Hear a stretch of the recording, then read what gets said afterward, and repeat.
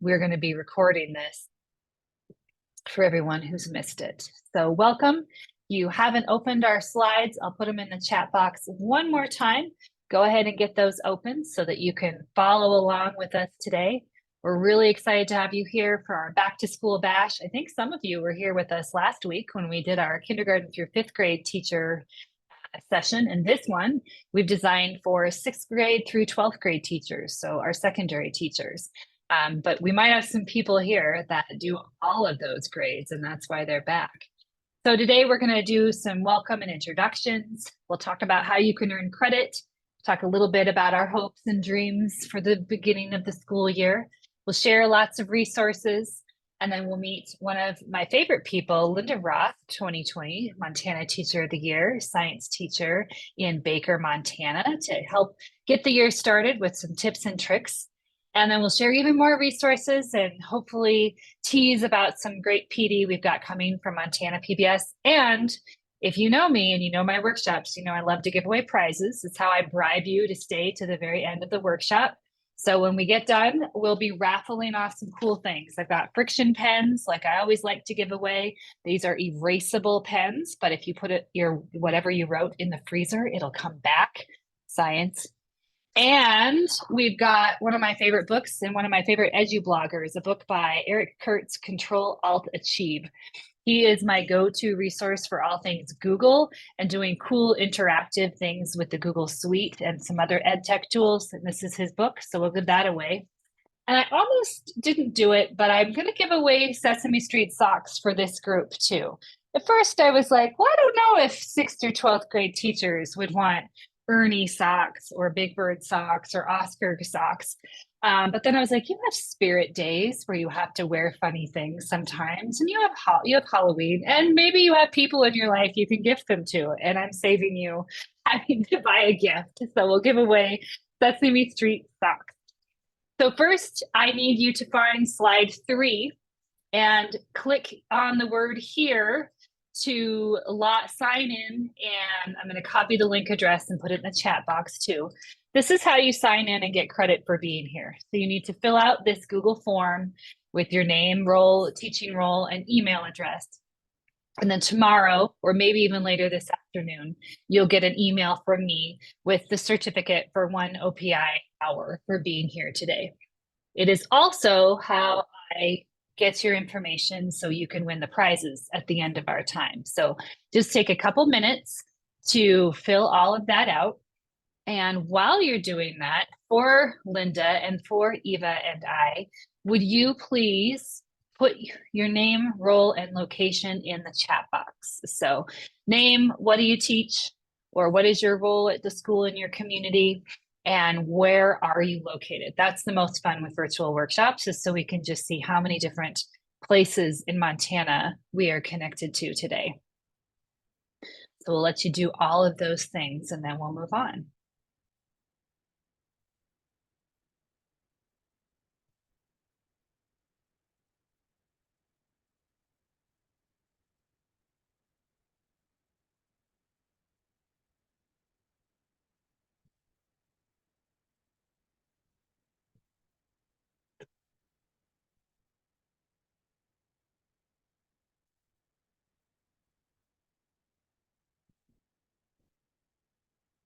All right, Elizabeth's back.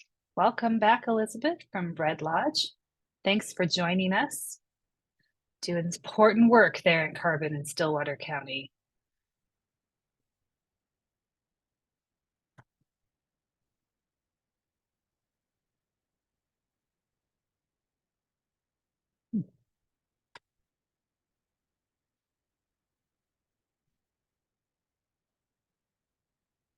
Whitney's here. Hi, Whitney. Glad to have you.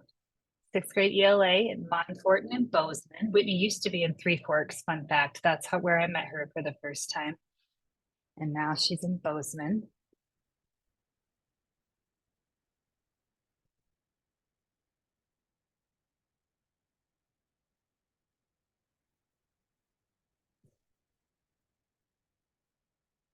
All right, I'm going to move on. We're going to go to our Jamboard activity. Keep introducing yourself, and then I'll just give those of you who are ready to move on something else to do. We are going to do a quick little warm-up activity with this Jamboard, talking about your hopes and dreams about the school year. So this one might sound different. I want to know what school dreams you might have had before the school year started, or that you might be having now. I shared last week, and those of you who were here last week, feel free to reuse your answer. Shared last week that before the school year started, I always had that dream that I showed up to school in my bathrobe, entered my classroom not knowing it was the first day of school, and for some reason didn't bother to get dressed before I came to school. And then all the kids in my room were loud and would not listen to me, and I was standing on a table yelling and screaming. Like, that was always the dream I had, usually like clockwork on August 1st. And it always motivated me to get up and go to my classroom and start putting it together. So tell me if you have similar dreams, that I suppose we could call them anxiety dreams at this point. Tell me about those dreams on our Jamboard. And if you've never used Jamboard before, I'll just give you a quick tutorial. You can grab this sticky note and you can type whatever you want to say on that sticky note and save it, and it will post to the board. Or if it's going to be a little bit longer, you could grab this text box and put it there, and that gets more words. Now, if you're like, I can't get this Jamboard to open, I'm on my phone, I'm in my car, feel free to just put your answers in the chat box and we'll take that too. One of us can move it over into the Jamboard if we need to. No internet access. Yes, that is that is a real thing this day and age, when you need it to take attendance right off the top, when you need it to show whatever media you want to show, when you need it to send kids to the LMS. Absolutely. Dream every year the kids are out of control, just won't listen to me. Yep, that was mine. Absolutely. The second one, though, is despite the dreams, what are the hopes? What do you hope you accomplish this year? How do you hope this year goes? I'm not in the classroom anymore. This is my 7th year since I left the classroom. And so it's interesting to not really have anything to put on that for my own work. I just hope that we're able to connect with more teachers and provide more professional development experiences for the new school year. But what hopes do you have for your new school year? Feel free to share them here. Oh, and Chris is back from Terry. Welcome. Thanks for being here again, Chris. And Jackie is a 7th through 8th grade special ed teacher in Belgrade. Welcome, Jackie. My daughter goes to school. Both my kids go to school in Belgrade, but my daughter's in the middle school there. It's my 2nd year, so hopefully easier. Yes. The out of control, rude kids, most common anxiety and dream. I think I had parent dreams too, where they would come in and yell at me. I think there were some dreams about that. So obviously real anxiety. Dream about wearing heavy oversized boots and couldn't move faster than a snail's pace. That's funny. Those are great. All right. Well, please keep sharing those hopes and dreams and share your hopes over here. I hope the kids have fun and learn. I'd love it. Let's do that. Let's keep it positive too. And we'll come back and check in on those late as the time goes on. I'm really excited about our special guest speaker today. I've known Linda Ross since around 2020, when she was first named the Montana Teacher of the Year. We both served in the Montana Teachers of the Year state chapter together, and we've been able to sit on panels together. And she's become my go-to when it comes to STEM teachers and teachers who are really passionate about teaching in rural areas. And so and was so pleased that she was willing to come and talk with us today. And she has to leave at 1:25 because school has started where Linda is, and she's going to run over to a meeting as soon as she's done here. So I'm going to hand it over to you, Linda, and you just tell me when you want me to advance slides. Okay, sounds good. Thank you so much. So yeah, I'm here at school. This is my first day back at school, and I'm just running around like crazy, and I don't know what I need to be doing and what I need to get done. But hopefully I'll get it all done by Wednesday when the kids come. I've been teaching here. This is my 10th year teaching in Baker, and I taught in Ekalaka for 7 years, and I've always taught lots of preps. So in Ekalaka, I taught 7th through 12th, or 8 through 12 sometimes. All the sciences. I was, of course, the only science teacher. And then in Baker, I've been fortunate to only have to teach 10 through 12, but I teach anatomy and physiology, AP bio, usually chemistry, but I'm not teaching it this year. And then I teach science research and then biology. So lots of preps. I can't imagine what it would be like to teach the same thing all day long. I think I jump out a window. So that's kind of my teaching experience. I got 2 masters from Bozeman. So I have a MED in curriculum and instruction, and I did the MSSE program. And then I also just completed a PhD in curriculum instruction through Texas Tech, which is called the Global STEM program. And I highly recommend it if anyone's interested in getting a PhD. So I am the 2020 Montana Teacher of the Year, and I was a top 4 national finalist. And so that's been an adventure. That was right during COVID year. And then this year I received the NEA Foundation Award for Excellence in Teaching. Got to go to DC for that. I also received the Teresa Bell Camp IEFA Award. And then I just found out recently that I'm a finalist for the PAIMST Award, which is a science teaching award. There's 3, well, this year there's 4 science finalists, and it takes a couple of years before they determine the winner. So we have to wait. And I'm the outstanding biology teacher for Montana. So those are just some things. You can go to the next slide, Nikki. So when Nikki asked me to do this, I was in the midst of lesson planning for the beginning of the year. So I was able to take a break and kind of sit down and summarize what I had been working on. And I always kind of have like a mission at the beginning of the year. It changes each year. Last year it was on trying to make sure that every student could see themselves in science. And I was kind of focusing on science identity, which I still am, but I kind of, I'm building this extra piece to it. So this year I'm trying to focus on a phenomenon. So each lesson or unit would have a phenomenon that I'm building the lesson around and the assessment and everything. And I know that this is like, I'm going to talk mostly about science, but I think this could be applicable to any subject area. I don't actually see any specifically just science teachers on. So as I'm talking about science, you can think about how this would relate to probably any subject area. And I'll show you what I mean by phenomenon. And I have the lessons already written. So if you want to see the specifics, I can share that or show you. But these phenomena in science allow us to gain buy-in. And they kind of like humans love stories. That's kind of why PBS is successful, right? Like that's part of being human and humanity. And so when you frame it around a story or a phenomenon, it really helps to like cluster the science around it, but then they have this story to sort of label the science with, if that makes sense. And then it also shows them the role of science in our world. So I think that piece is really important for me also when we're talking about science identity.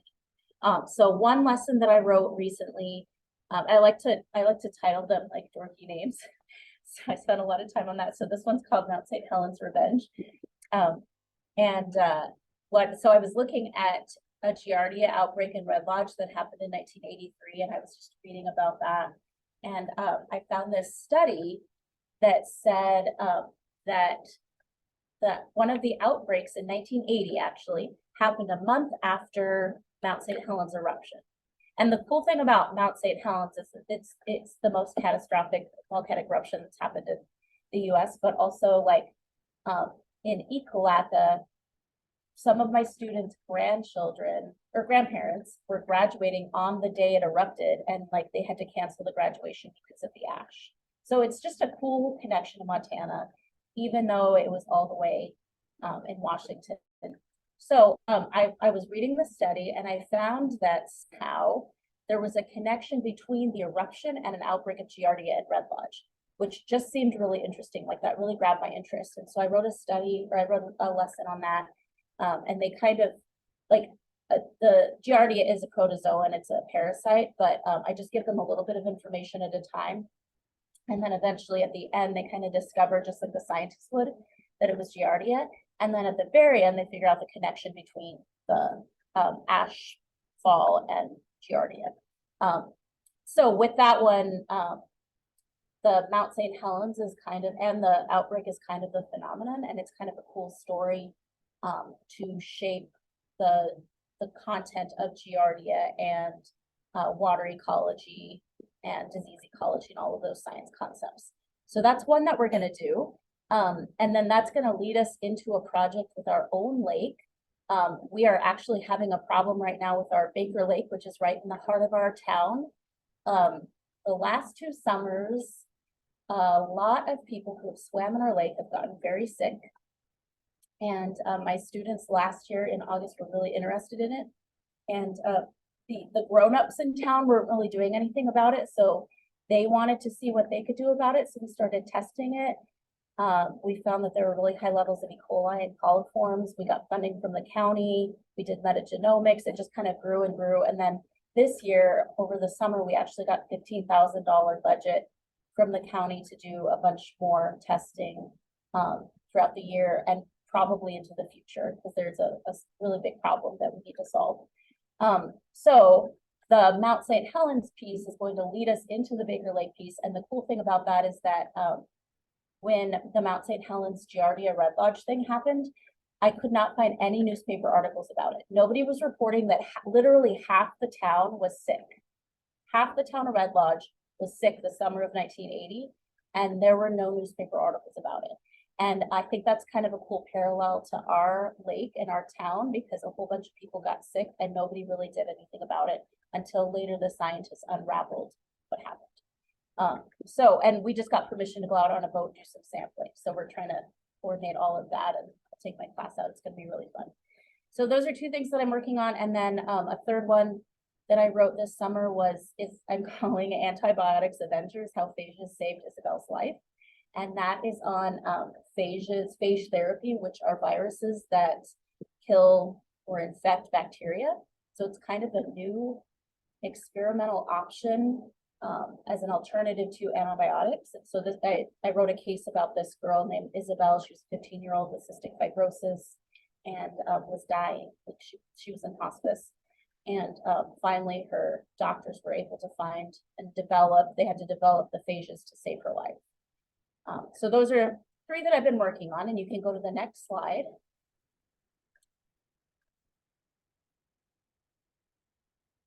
And these are some, I think I put some related to the projects. These are some videos that I am using or have used. I kind of put like the channels or the main, like, I don't know, am I calling that the right thing, Nikki? Like the series. And I just use a couple from those, but I really like the whole series. So one is called Indigenious, and it's about Indigenous science and engineering, and that's actually what I did my dissertation on. So I will use one for the Mount St. Helens unit, and that's at the very end. If you want to see the unit, I can share it. And then Let's Go Enviro is another one that I have used. And I'm going to use the episode. And the cool thing about these is they're like 3 to 5 minutes. Sometimes we use longer things, but these work really well, really well to like start the unit or start the lesson. So investigation of an aquatic ecosystem is one that'll start when we get into the Baker Lake piece. And they also have career episodes, which I try to use. And then the Mountain Lake Journal on River Stewardship, I will also use during the Baker Lake unit, because I'm trying to tie it to watersheds, because in order to solve what's causing these high coliforms in our lake, you have to consider the whole watershed, which is a big thing to conceptualize. So I really liked this quote in that video. They said, everything we put on the land ends up in the water. I think that's a quote for us. And then there is another short one, PBS NC has one on watersheds, on watershed management. So we'll also use that while we're studying Baker Lake. So you can go to the next slide. And this one, I think, yeah, so this one has a really good video that I'm going to use for the phage story, but this is not on PBS Learning Media, I think. This was like on a separate site. So, but anyway, but it's really good. It explains why antibiotics should be used correctly and what we did wrong with them and why we're having so many problems. Antibiotic resistance is probably our next epidemic. pandemic, in fact. So that's the video, and then it leads into another story about facials. So there's another person that it talks about, and then we study Isabel. So I wanted to include these 4 examples of ready-made lessons that are on PBS Learning Media that are really good and ready to go. So they like have a video that they focus on, and then the lessons are already like built in and developed and could easily be modified for different classrooms. So yeah, so each of these really centers on a phenomenon, just like the lessons that I have been working on, and then it has everything ready to go, so you don't have to do all the work of writing the lesson. And I haven't used, I think I have used the picky eaters one, I guess. But I don't think I've used the other ones, but I thought those were pretty cool. I do a unit on solar cells and photovoltaic cells. So yeah, so those are some things that I'm looking at this year. That's what I wanted to share with you all. Thanks, Linda. That was awesome. If anybody has questions, feel free to drop them in the chat box, or you're welcome if you're up to it. You want to give us, you can unmute and ask questions yourself. I'm glad you pointed out the lesson plans on PBS Learning Media, because I think that's one I always demo and show the videos and forget that there are entire lessons that include less video and support materials with handouts and things like that on the site. And especially if you're teaching something that really has longer running objectives, and you're looking for materials to really supplement what your curriculum already has. These are really well written, especially the ones that Nova produces. They do these in partnership with teachers, and they have an advisory board of teachers that work with them creating content. And so this isn't just a bunch of media producers creating lesson plans. You can, and they run them through focus groups and make sure that scientists agree with everything as it's presented. So you can really trust that everything is really high level. All right. Well, thank you so much, Linda. I know is it right time for you to run to the classroom next door? Yep, I can hear people in the hall, so I should probably go. Yeah. Well, thank you so much for joining us, and I'll be in touch. We appreciate your time today. Yep. Have a great school year. All right. Well, I'm going to hand it over to my colleague here at Montana PBS, Eva Tickner, who is a graduate student in the School of Health and Human Development, working with us to create content for PBS Learning Media. And she's a former elementary teacher, but she's going to talk to you. If you were here last week, you probably remember what she said, but she's going to share some things with you. So take it away, Eva. All right, Nikki, great, thank you. Yeah, I was a teacher for 10 years, and now I am on the educational media specialist team. We're going to be working on a project for State Parks of Montana, and that's what I want to demo for you today. We have 4 parks so far in the collection, and I'm going to just show you in depth one of those state parks today. But I would really love for your input at the end, or maybe you could be thinking as I'm presenting for you today, about what parks you would maybe hope that we would develop next, because we'll be meeting with our team this week actually, and developing the next 1 or 2 parks this year. So it would be great to have your input about which parks you would be interested in sharing in your classrooms and at your school. So can I share actually, Nikki, so that I can just navigate around? I was going to ask you if you wanted me to give you control. So why don't you go ahead and take it. Yep, I agree. Go for it.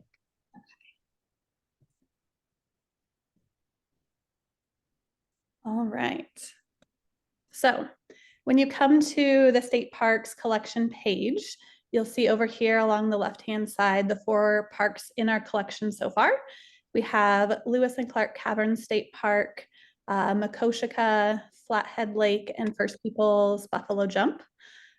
So within each one of these tabs over here, if you click into like Lewis and Clark Caverns, for example, you'll see that there are 4 resources that have been created. Each one of the parks has these 4 resources. So each one has an introduction video here, which is about 1.5 minutes that just introduces you to the park. There's also a media gallery that will consist of images and captions that can get students oriented in the place. There's a longer form video that goes more into, in this specific collection, the formations within Lewis and Clark Caverns. So this one will talk about the dripstone and flowstone and seepstone that are located within Lewis and Clark Caverns. And then finally, there is this really beautiful Wandering Wonders drone footage video. This one isn't narrated at all. So there's just some music playing in the background, along with all of the drone footage. In each one of the state parks, this Wandering Wonders video is between 15 and 20 minutes long. And as a teacher, I was just thinking about those silent work times where I would have music playing in the background. And this might be a great way for students to really orient themselves in the place of the park, or just to have something nice to play in the background during those silent work times. Like Linda mentioned, if we can really anchor our students in the places they're familiar with, so maybe a state park they've been to before or have heard about, we can really get their engagement and buy-in. I'm going to show you just this quick introduction video so that you can kind of see what these resources look like, and then I'll show you some of the support materials that are linked as well. What's the first state park in Montana that is home to a massive underground cave and is a unique habitat for bats? Let's explore the Lewis and Clark Caverns on PBS Learning Media.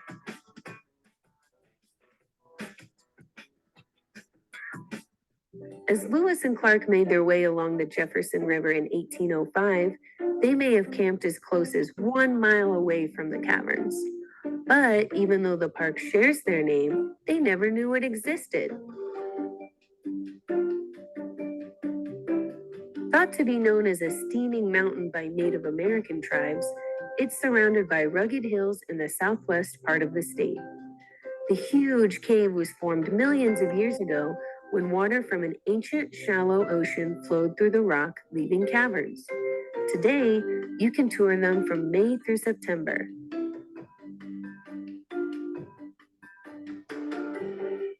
Whether it's seeing the limestone caves and all kinds of wildlife, hiking, biking, or camping, this park has something for everyone.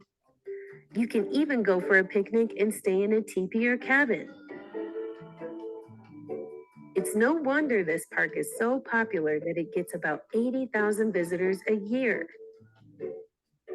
Come find some fun at the Lewis and Clark Caverns State Park.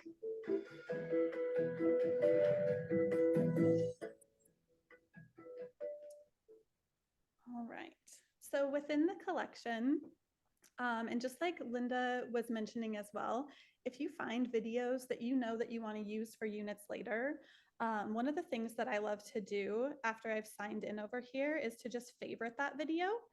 And then when you go into your account, you can look at all of your favorited videos. And so it's just a great way to make sure that you are collecting those videos so that they are available in an organized way for you to use later. In this collection, there are support materials for teachers. So there's a teacher's guide over here that will outline the different resources within each state park. It's lagging a little. So here's the overview video that we just watched together that just orients you within that place. And then it will tell you about each of the materials that are available and attached to that video. So for example, this one has some background reading, a park visitation activity, cave discovery timeline. I know some of you mentioned that you were middle school teachers, so timeline attached with this one. We also have maps and different activities, as well as some actual hands-on activities that go along with each of those. So this is a great place to start if you're just getting to know the collection. I know that none of you specifically said you were science. So I just wanted to show you as well, we have vocabulary that's attached to the videos. This one's a little bit different.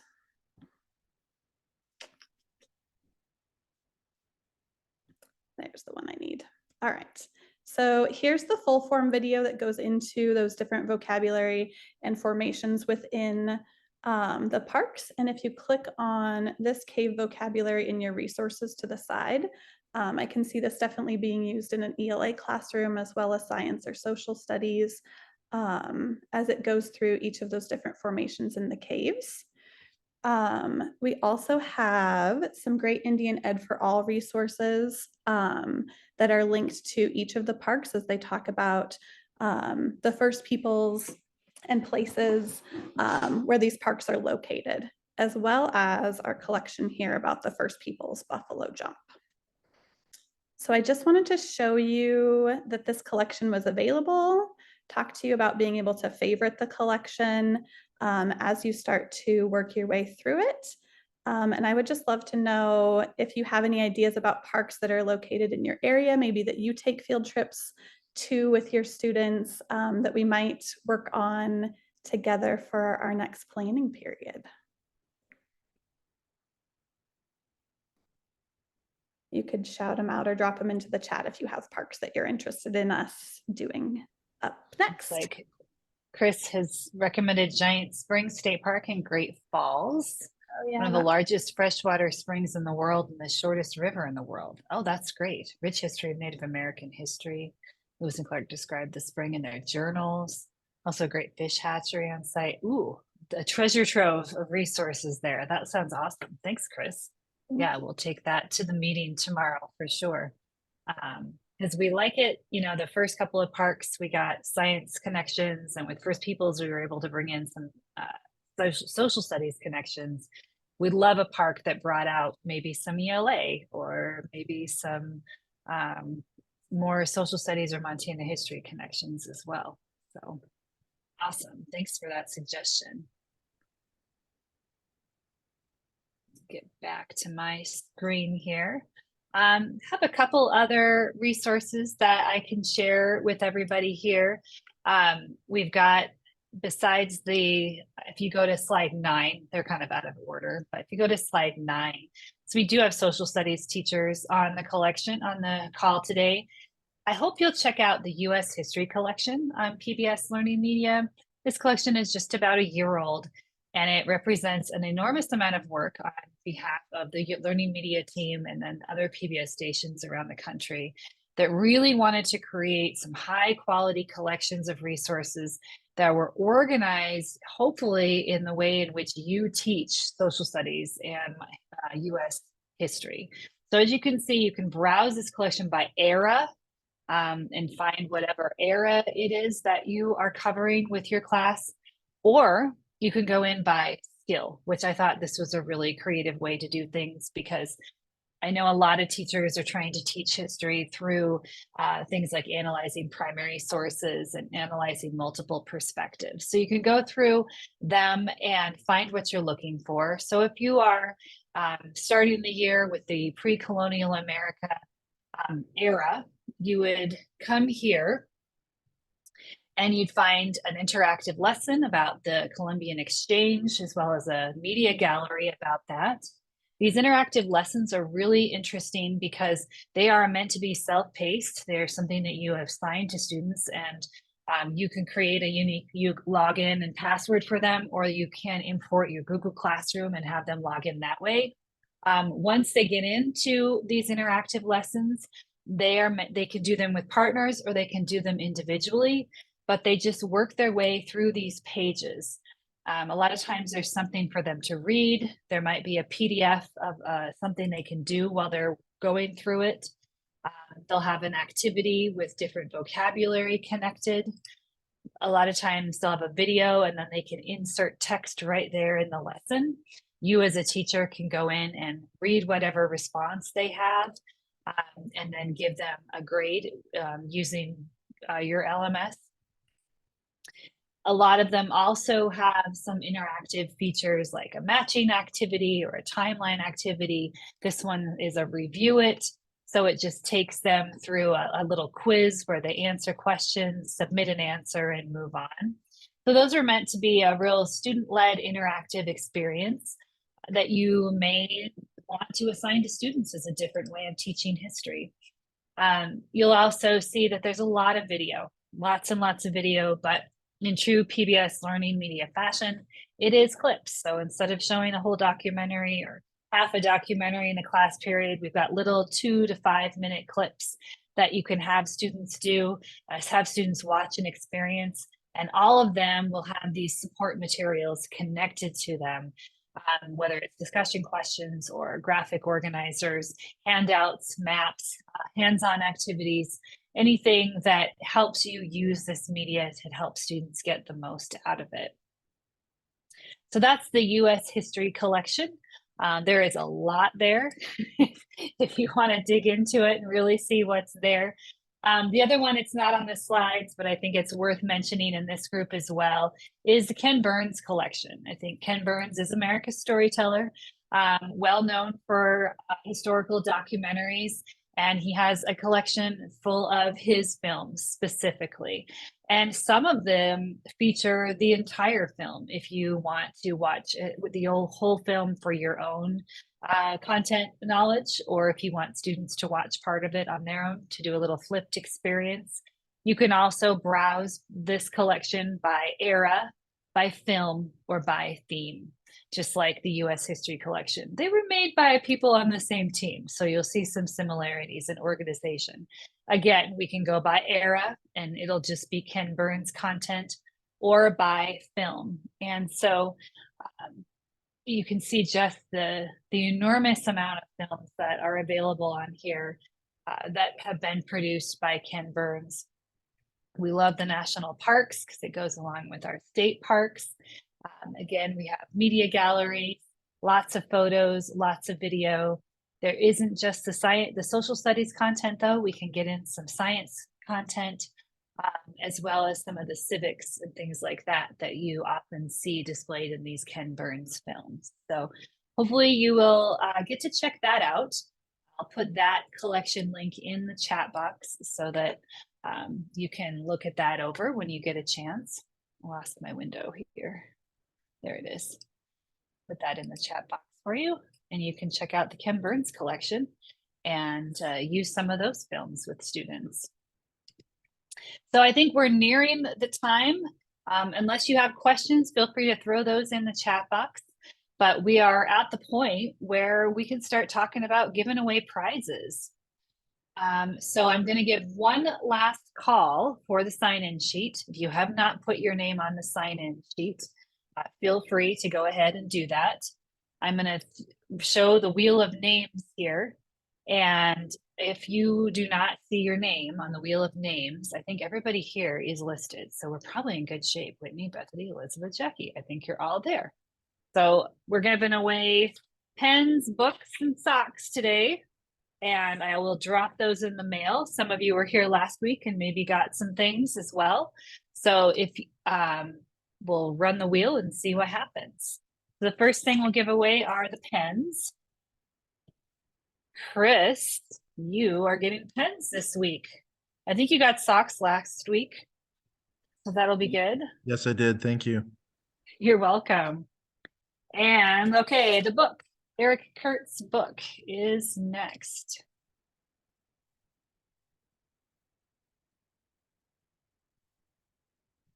Looks like Jackie, you're getting the book. Great, thank you. You're welcome. Thanks for being here. And we have 3 people left, and I have 3 pairs of socks. So everyone remaining will get a pair of socks. How's that for a successful prize drawing today? So Elizabeth, Whitney, and Bethany, you will all get socks in the mail. There you go. And other good PBS goodies.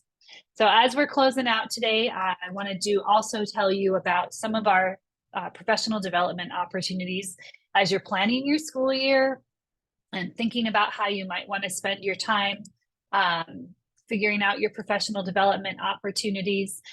Watch and Learn PD is something new that we've been doing since the beginning of the summer. This is an opportunity to earn OPI credit for watching our films and then completing a reflection activity about your experience watching the film. Each of the films in our catalog has a resource collection on PBS Learning Media with video clips from the film and support materials for using parts of that film in the classroom. So this is a great way for you to not only just get to sit down and enjoy a film and get credit for doing it, but it's also a way to explore how it might fit into your classroom. So all you have to do is go through this menu, this catalog, and find anything you might be interested in. And then highlighted here is this Google form that you fill out. I open it and see it. And then I send you an email with the links to the films that you've requested. There are no deadlines. This will never close. So you can do this on your own time, anytime. I review all the answers personally. If things are not complete, I will send it back and ask you to redo it. So far, I haven't had to do that. We've had several teachers already this summer take advantage of this opportunity. I think each film has had 2 to 5 teachers watch it and earn OPI credit. They've all said the same thing, that it was really nice to be able to enjoy a film and to think about how they might be able to use it with students, but also to earn credit for doing so. It's asynchronous, which means it fits into what you have going on. And you can watch the film with your family even. How great is it to include your family or your spouse or your partner or a good friend in on your OPI credit plan and renewal plan? We're also registering people for our PBS Media Literacy Certification online cohort. Every year we host a cohort of teachers to go through PBS Media Literacy Certification. It's an opportunity to do a stack of 8 micro-credentials, exploring and proving your expertise in media literacy. It is free. You get 30 OPI credits when you complete the certification. Bragging rights, obviously, fun swag that we send you. And then part of our growing network of what is now 15 teachers in the state of Montana who have completed this certification, who tell us that it was a valuable experience while rigorous and certainly not easy, but was definitely something that helped them feel like they were better qualified to support kids to have stronger media literacy as well. So we run the online cohort this fall. We do a Zoom meeting every 2 weeks and go through the work needed to become certified. We break it down 1 micro-credential at a time. We show you what the criteria is. We show you examples. We offer any tips and things you need to know about entering into that. We're happy to review your work before you submit it and give you any feedback. And then celebrate your success as you earn those micro-credentials. So registration is open to join our cohort. Our first meeting is September 6th. They'll always be on Wednesdays at 4:30. You will earn OPI credit simply for coming to meetings, so that it's at least worth your time to get the information, and then you'll get more once you actually certify. And all of that will amount to about 30 credits. Also keep your eyes on announcements as they come. Ken Burns has a new film coming out this October called The American Buffalo. The American Buffalo is a 4-hour film all about the history of the buffalo and its near extinction, as well as its reintroduction to native lands. Montana is covered extensively in this documentary, for better or for worse, in our history. Many of the names that we know from our Montana history show up in this film. And it's a very lovely portrait of the American buffalo, past and present. We have a grant from the station that will be introducing this documentary to do virtual workshops for teachers. There will be a collection supporting the film on PBS Learning Media. And we're working on some original content on our side as well about the significance of the American buffalo in Montana. All of that will be premiered in some virtual workshops that we plan to host in November. And we're doing that in partnership with the Indian Education for All Division at OPI. And it'll be a great opportunity to learn about the resources that they have for teaching about the buffalo as well. And for those of you who are aware of our Hiding in Plain Sight virtual workshops, we've done 3 series of those workshops devoted to youth mental health and youth mental illness. Those were using clips from the film Hiding in Plain Sight, which premiered just over a year ago. We were surprised, pleasantly surprised by the number of teachers interested in this topic and the film. And so we hosted a series this summer and then plan to host another series, 3 to 5 workshops starting in January. All of our PD at Montana PBS is free, always free. And so we hope that you'll join us and make time for us in your professional development schedule. With that, we'll probably get to send you off a little bit early today, and nobody ever gets mad at me for ending early, so I'm never sad about it.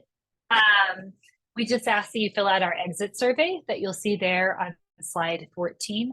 This just helps us gather feedback so we can improve these workshops, but also that we can track the numbers and the locations and the places that you're teaching in for our own records and tell the story of our work here at Montana PBS Education.